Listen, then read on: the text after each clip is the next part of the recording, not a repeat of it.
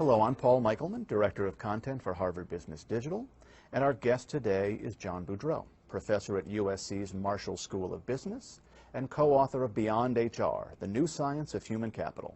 John, thanks for joining the program. It's a pleasure, Paul.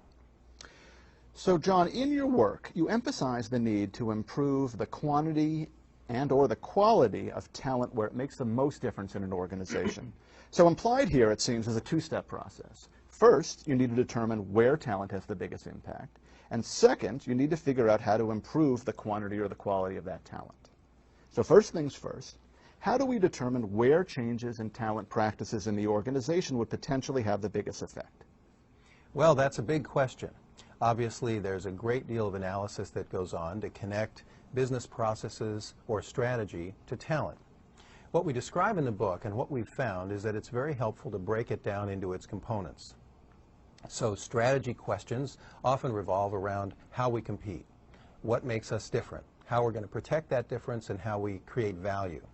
With that in place, we can begin to drop down and think about processes, resources, and other supporting elements. So we can ask things like, if this process is critical, where's the bottleneck in that process? What's pivotal in that process? If we have a resource, we can ask ourselves, is it about getting more, or is it about protecting the resources we have, or is it about making them more valuable? Those strategic pivot points are really important as the basis for understanding where talent might make the big difference.